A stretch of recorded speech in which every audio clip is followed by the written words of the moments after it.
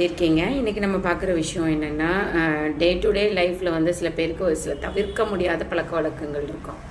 அது என்ன அப்படின்னா, டிவி பார்க்கும்போது சோஃபாவில் உட்காந்துருக்கிட்டு ஒரு கணிச்சு படுத்துட்டு அந்த ஹேண்ட் ரெஸ்டிங் ஏரியாவில் தலையை வச்சு பார்க்குறது, இல்லை தூங்கும்போது ஒன்றுக்கு அதிகமான பில்லோஸ் 3 பில்லோ 4 பில்லோலாம் வச்சுட்டு சில பேர் தூங்குவாங்க.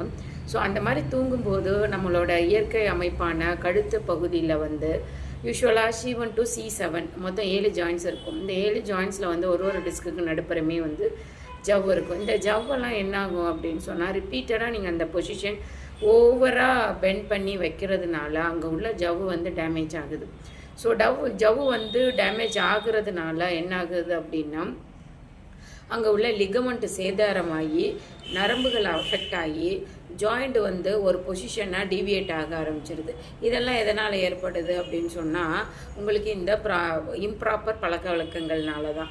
அதனால் வந்துட்டு அதிகமான வலி, கை கொடைச்சல், கழுத்து வலி, கழுத்து ஒரு பக்கம் சாய்வலாக இருக்கிறது, இந்த மாதிரியான பிரச்சனைகள் எல்லாமே ஏற்படுது. ஸோ இந்த மாதிரியான பிரச்சனைகள் ஏற்படாமல் இருக்கணும்னா சில இந்த மாதிரியான பழக்க வழக்கங்கள், சோஃபா மேலே தலை வச்சு படுக்கிறது, 3 பில்லோ யூஸ் பண்ணுறது, 2 பில்லோ யூஸ் பண்ணுறது, தூங்கும்போது கழுத்தை வந்து ப்ராப்பரான ரெஸ்டிங் பொசிஷனில் தூங்கணும். ஸோ ரெஸ்டிங் பொசிஷன்னா மெல்லியதாக ஒரு டவல் உருட்டி வச்சு படுக்கலாம், இல்லைனா சிங்கிள் பில்லோ ரொம்ப ஹைட்டாக இல்லாத பில்லோ வச்சு பயன்படுத்தலாம். இந்த மாதிரி பயன்படுத்தும் போது உங்கள் கழுத்து வந்து சீக்கிரம் தேய்மானமாகிறத தடுக்கலாம், டிஸ்க் பல்ஜிங் ப்ராப்ளம் வராமல் தடுக்கலாம்.